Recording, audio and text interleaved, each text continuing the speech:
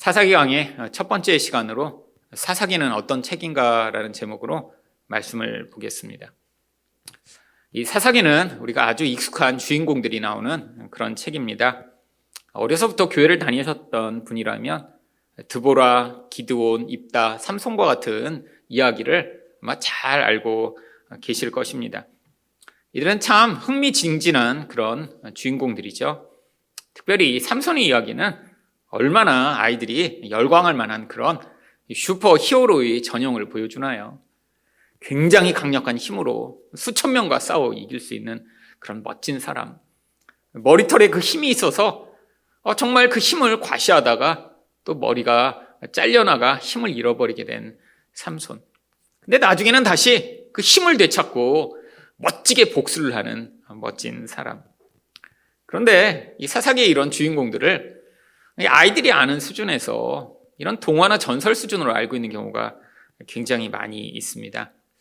사실 그래서 이 사사기를 우리가 지금 꼭 다시 이렇게 한 절 한 절 살펴보아야 하는 것 같습니다.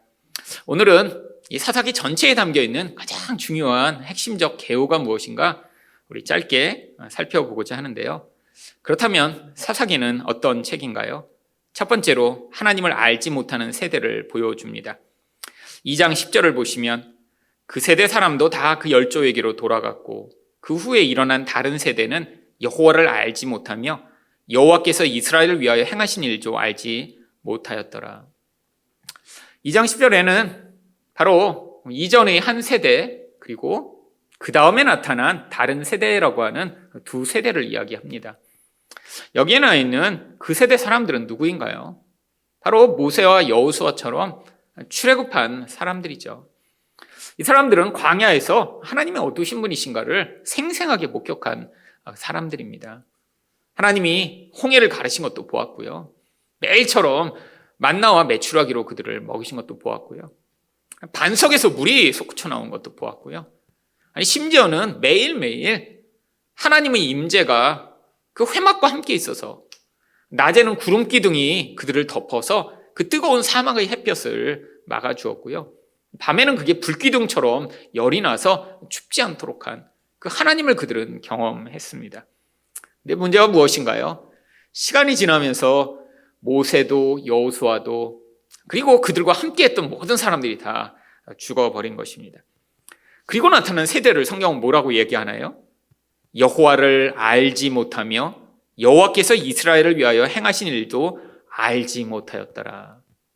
하나님도 모르고 하나님의 행하신 일도 알지 못하는 바로 다른 세대라고 하는 것이죠. 여러분, 바로 지금 우리가 이 사사기 말씀을 들어야 할 이유가 여기에 있습니다. 여러분, 제가 어려서 기억하는 이 교회의 모습은 지금처럼 썰렁하거나 이렇게 그냥 주일만 잠깐 모이는 그런 교회가 아니었습니다.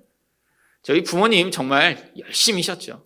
근데 저희 부모님만 열심히셨던 게 아니라 그 시대 분들은 다 그렇게 교회 다니셨던 것 같아요. 거의 매일 교회 가셨죠. 뭐 새벽에는 새벽 기도뿐 아니라 뭐 수요 예배, 금요 기도, 구역 모임, 뭐 화요 성경 공부, 제자 훈련 매일 가시고 주일날은 기본적으로 아침에 가서 저녁 예배까지 마치고 밤 늦게 돌아오시고 애들은 그냥 교회 마당에서 뛰어놀며 하루 종일 주일날 정말 교회에서 나눠주는 밥 먹고 그뿐인가요? 방학이 되면 기도원에도 자주 갔습니다. 기도원마다 정말 사람들이 넘쳤죠. 저도 어려서 저희 어머니가 방학만 되면 저희 삼남매를 데리고 이것저것 기도원을 가셨어요. 또 기억나는 몇몇 기도원들이 있습니다. 그리고 그때 알지는 못하지만 초등학생 때 그 부흥사라고 하는 분들이 앞에서 설교하시는 것들을 꼬박 앉아서 하루에 3번씩 예배를 드렸죠. 그렇게 자랐습니다. 그리고 그게 너무나 당연하다라고 생각됐죠. 사람들이 기독교 서적도 참 많이 읽었습니다. 기독교 서적 베스트셀러는 수십만 권씩 팔리고 그리고 정말 좋은 책 없나 찾기 시작했죠. 여러분, 신학교에는 사람들이 넘쳐났습니다. 제가 나왔던 이 총신만 하더라도 수십 년 전에는 너무너무 사람들이 많이 몰려서 사실 문교부에서 인가를 받은 사람은 200명이 밖에 안 되는데 이 신학교에 가겠다고 수천 명이 몰려들어서 사실 문교부의 인과를 받은 소수의 인원 외에 가외로 목회 연구반이라고 하는 과정은 똑같은데 문교부 정식 학위만 주지 않는 사람들을 700~800명을 더 모집했습니다. 1년에 1000명씩 그래서 학교를 다녔어요. 근데도 거기에 떨어져서 삼수사수하며 신학교에 가겠다고 하는 사람들이 넘쳐났습니다.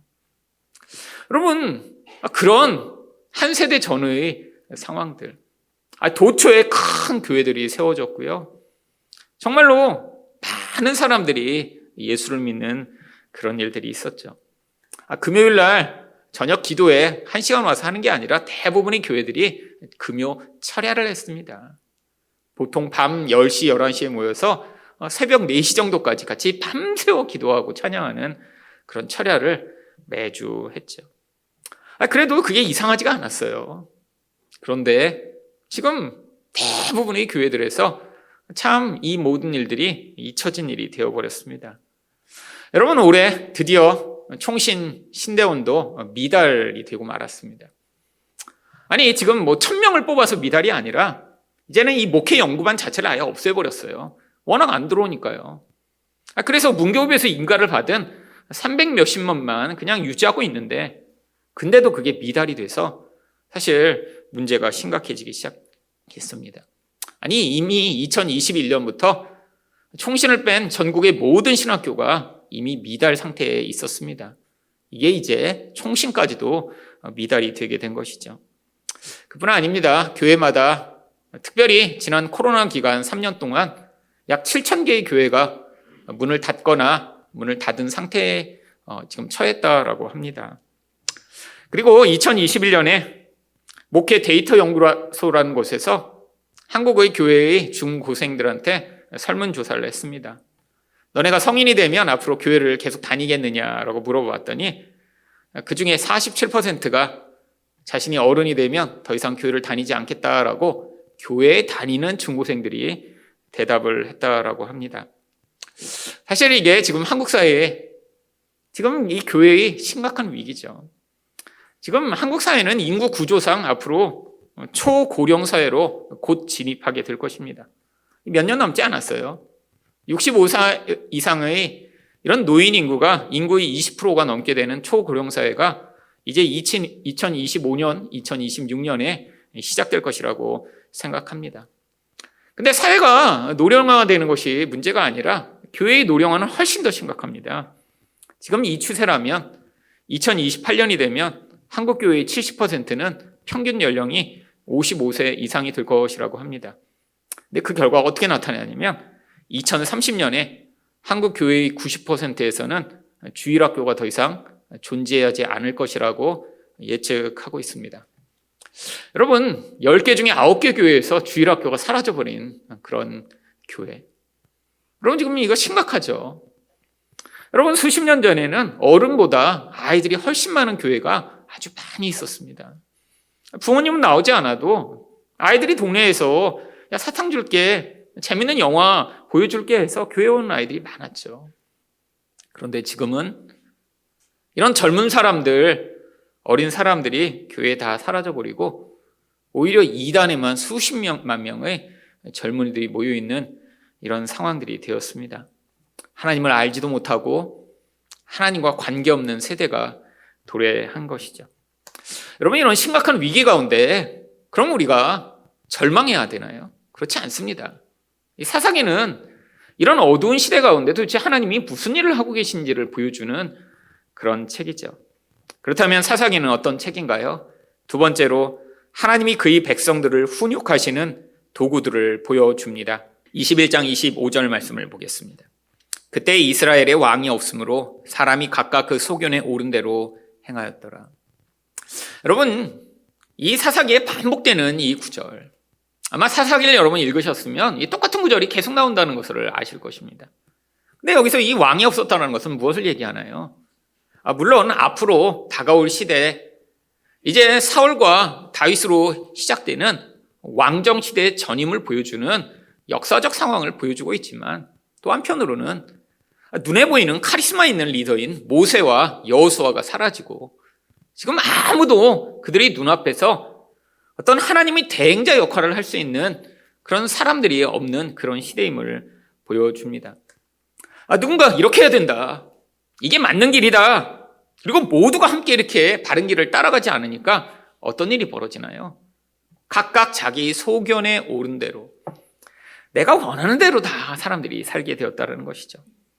아니, 사람들이 자기 원하는 대로 살게 되면 어떤 일이 벌어지나요? 그 모습을 바로 오늘 본문 2장 11절부터 13절에 이렇게 이야기합니다.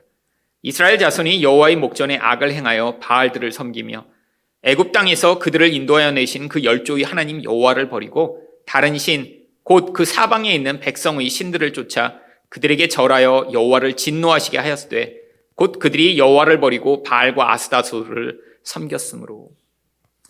여러분, 인간의 본성이라는 게 자연스럽게 이 하나님의 강력한 믿음과 영적 영향력이 사라져버리면 그냥 자연히 우상숭배를 하게 되어 있습니다. 여러분, 우상숭배라고 오늘 본문에 나오듯이 아예 어떤 바알과 아세라라는 그런 신상을 섬기는, 지금 절에 가서 부처님한테 절하는 것을 이야기하나요? 여러분, 여기 나와 있는 이 바알과 아스타로시라고 하는 이 신은 다 이 세상에서 바로 풍요와 쾌락을 가져오는 그런 우상숭배를 이야기합니다. 아니, 왜 이스라엘 백성들 주변에 있던 모든 민족들이 이 바알을 섬겼을까요?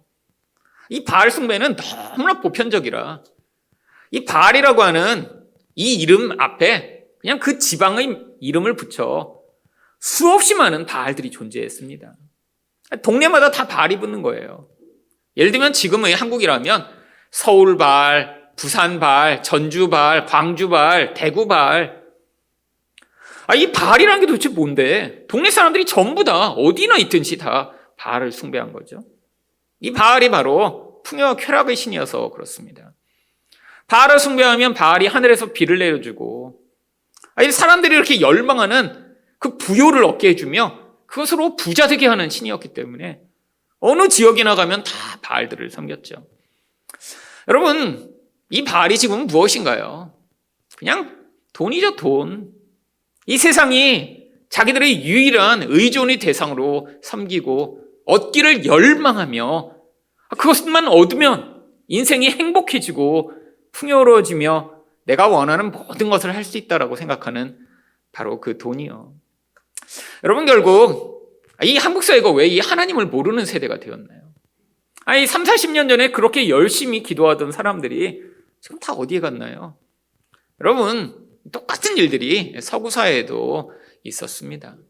물질적으로 풍요해지고 너무나 재밌는 게 많아지고 그 물질이 가져오는 쾌락과 안정이 내 인생의 너무 중요한 것이 되어버리면서 결국 사람들은 다 하나님을 믿고 의존하기보다 나에게 직접적 쾌락과 만족을 가져오는 이 물질을 하나님처럼 섬기기 시작한 것이죠. 여러분, 지금 바로 한국 사회가 그렇지 않나요? 정말 풍요해진 사회가 되었죠.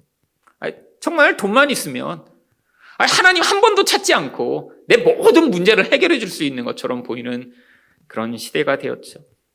그래서 대부분의 사람들은 하지만 그렇게 열망하는 돈이 많이 없기 때문에 늘 꿈꿉니다. 나도 건물주가 되었으면, 나도 100억만 있으면, 나도 로또에 당첨돼서 정말 단번에 1억 천금을 얻었으면, 돈만 있으면 내가 이렇게 힘들지 않을 텐데.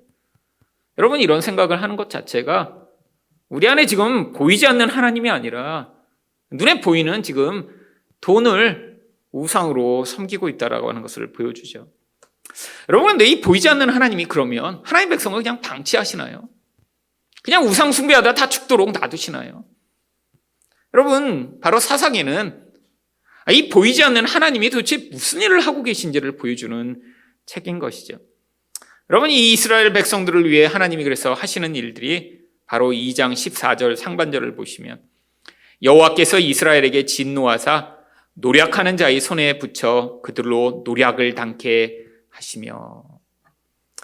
여러분, 물론 하나님이 이 일들을 행하고 계신지 이스라엘 백성들은 전혀 알지 못합니다. 근데 하나님이 지금 이 일을 하고 계셨다고 성경이 쓰고 있어요.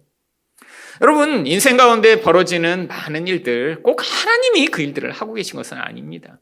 우리의 죄악과 우리의 미련함과 우리의 연약함이 어떤 나쁜 일들을 가져오게 만드는 경우가 많이 있죠. 근데 하나님이 그 모든 것들을 다 사용하세요. 여러분, 이스라엘 주변에 있던 이 많은 이스라엘을 괴롭힌 민족들을 하나님이 갑자기 창조하셨나요? 아니요, 그들이 원래 그 주변에 살고 있었습니다. 그들이 그리고 원래 되게 착한 민족들이었는데 갑자기 하나님이 그들을 나쁘게 만드셨나요? 아니에요. 그들은 원래 노력하는 자들이고 기회만 있으면 약한 자들을 다 죽이고 빼앗으려고 하는 세상 사람들이죠. 근데 하나님이 막아주시지 않으니까, 그 주변에 있는 사람들이 그들의 본성에 따라 그냥 행동하도록 허용하시니까 그들이 무엇을 했나요? 이스라엘을 노력하고 괴롭히고 고통스럽게 만들고 있었던 것이죠. 여러분, 이게 바로 성도의 인생 가운데 나타나는 일입니다. 여러분, 하나님 백성이라고 세상 사람들이 겪는 어려움과 고난을 하나도 겪지 않나요? 똑같이 다 겪습니다. 교통사고 얻어당하고 병에 걸리기도 하고 사기를 당하기도 하고 심지어 교회 다녀도 보이스피싱도 당하고 주변 사람들한테 고통당하는 일 분명히 있죠. 여러분, 그런데 하나님이 배후에서 어떤 목적이 있기 때문에 이런 일들을 허용하고 계신 것이죠. 그뿐 아닙니다. 14절 하반절을 보시면 또 사방 모든 대적의 손에 파심에 그들이 다시는 대적을 당치 못하였으며, 이전에는 쉽게 풀릴 문제도 이제는 절대로 해결이 안 되는 거예요. 옛날엔 되게 약한 민족이라 저들이 뭘 어떻게 하겠어? 근데 그 약한 민족조차도 어떻게 할 수 없는 거예요. 여러분, 이게 바로 성도의 인생 가운데 나타나는 일이죠. 어떤 성도요? 바로 지금 하나님을 알지 못하는 세대가 되어버린 성도.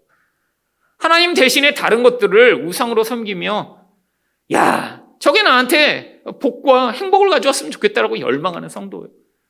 그래서 주일날은 와서 예배드리지만 주중에는 어떻게 해야 한다고 더 세상에서 행복해질 수 있을까를 꿈꾸며 나도 로또에 당첨되면 정말 좋겠다라는 생각을 하는 그런 성도요. 여러분, 그뿐 아니라 15절에서 또 하나님이 어떤 일을 하시죠? 그들이 어디로 가든지 여호와의 손이 그들에게 재앙을 내리심에 곧 여호와께서 말씀하신 것과 같고 여호와께서 그들에게 맹세하신 것과 같아서 그들의 괴로움이 심하였더라. 여러분, 이 괴로움이 또 성경에서 자주 반복되는 라라고 하는 단어입니다. 자기 눈에 보이는 선을 추구하는 자들이 결국에는 내가 열심히 그것들을 추구했는데 그게 결국 악한 게 되는 거예요. 나는 돈만 벌면 좋겠어 라고 돈을 열심히 추구했더니 돈 때문에 인생이 너무 괴로워지고 고통스럽게 되고, 나는 높은 자리에 가고 싶어라고 열심히 몸부림쳐 권력을 얻으려고 했더니 그게 그 사람의 인생을 그렇게 고통스럽게 만듭니다. 내 자녀만 정말 공부 열심히 시켜갖고 내가 자랑스러운 존재가 되게 만들고 싶어 했더니 자녀 때문에 고통하는, 내가 열망하는 그걸 가지고 내가 아무리 추구하고 애써도 어디서나 여호와께서 그게 재앙으로 바뀌도록 만드시는 이런 과정이요. 여러분, 그런데 하나님이 괴롭히시려고 이러시는 건가요?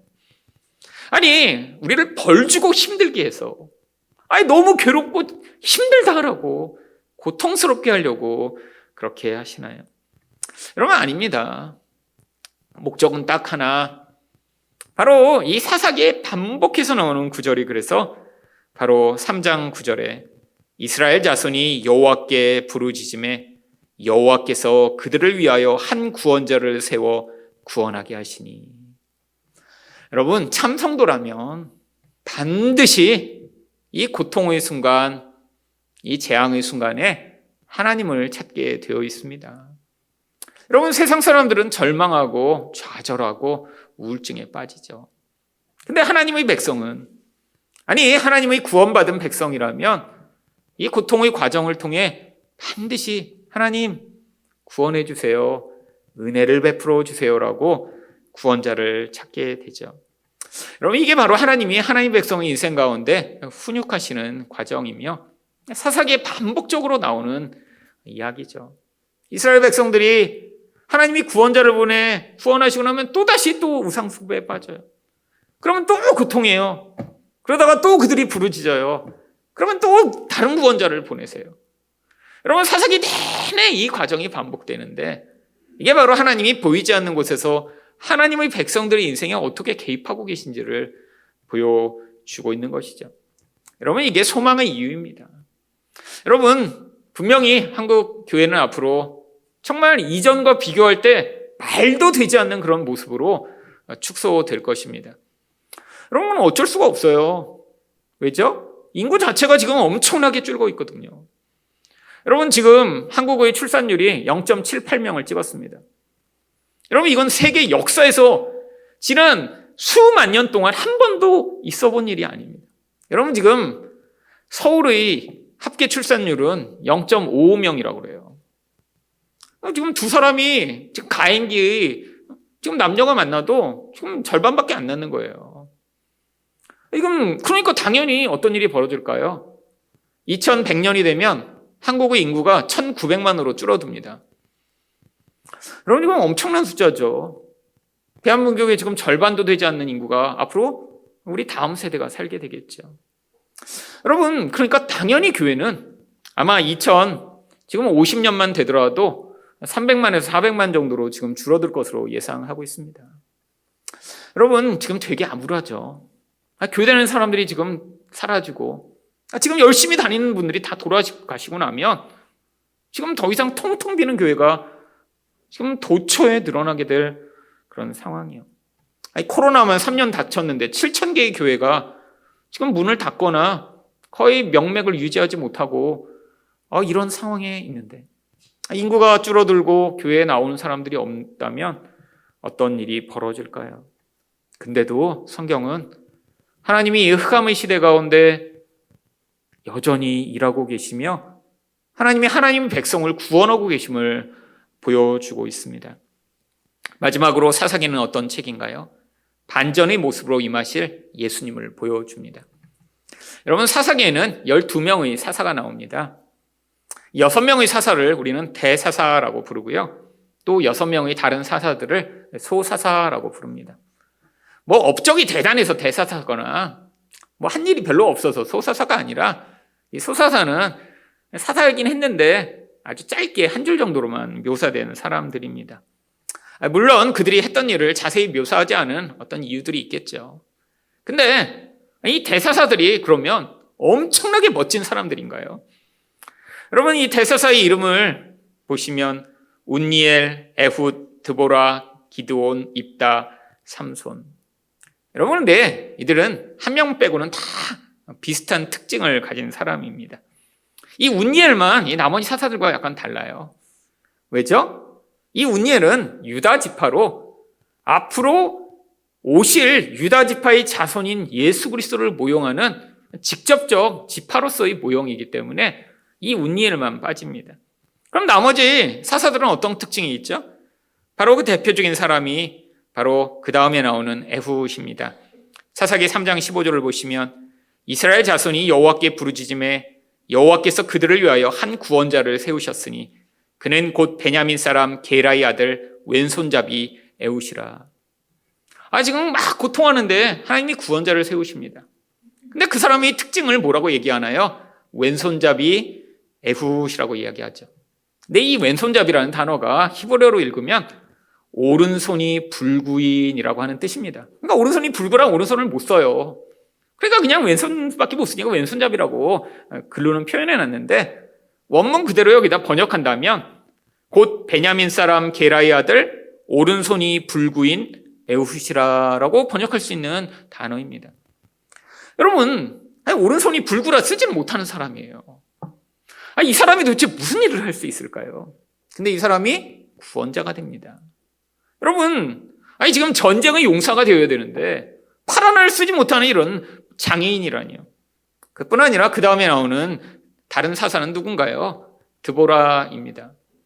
여러분, 드보라가 이 무서운 전쟁을 통해 어떻게 이 사람들을 구원하나요? 이 드보라는 그런 힘이 없어요. 그래서 이 드보라가 했던 일도 바로 나무 아래 앉아 사람들을 재판하고 판결하는 일을 합니다. 근데 지금 이스라엘이 고통하고 있는 상황은 지금 전쟁으로부터 싸워서 그들을 구원해야 돼요.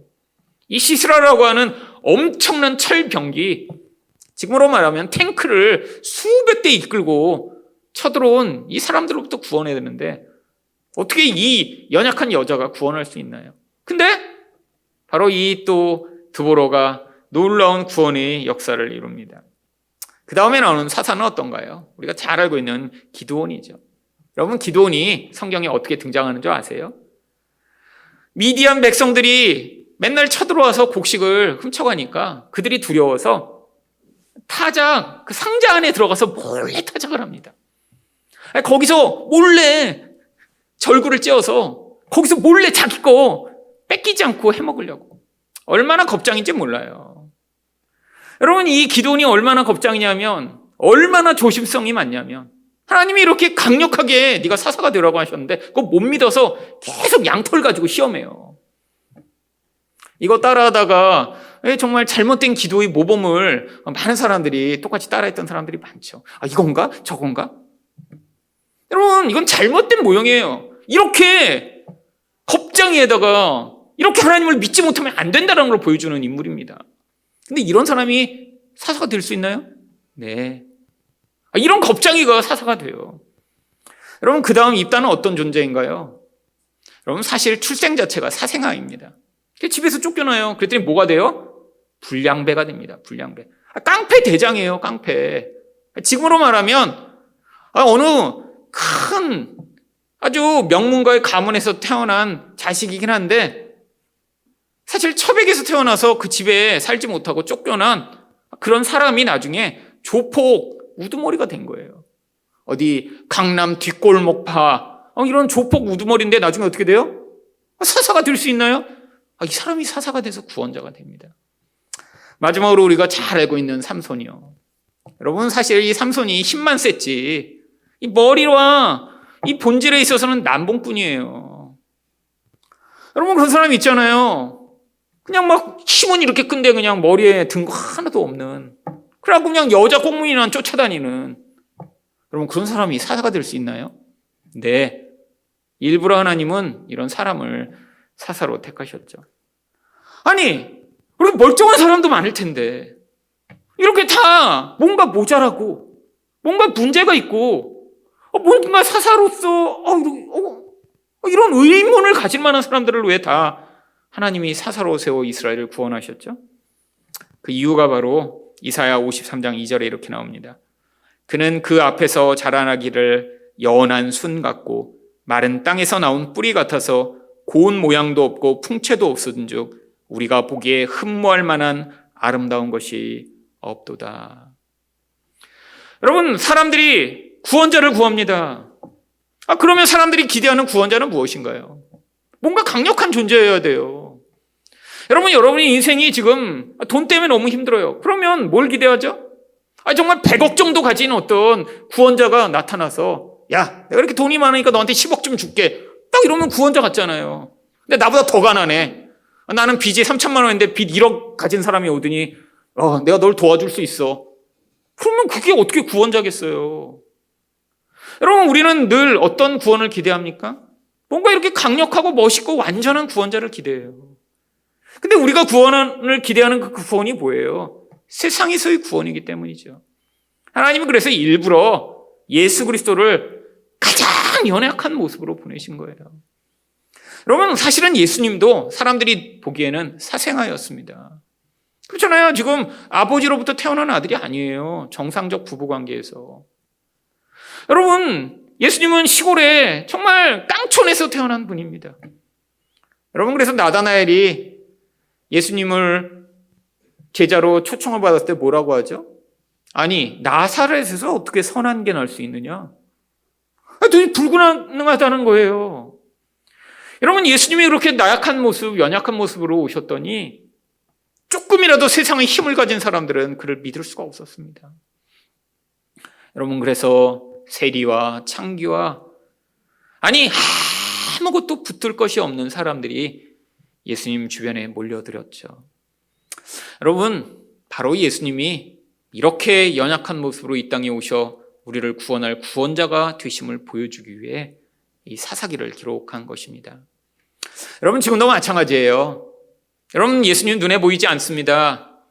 예수님이 내가 원하는 그 구원이 아니라 어쩌면 우리가 생각할 때 가장 미련한 십자가의 방법으로 지금도 우리를 구원하고 계신지 모르죠.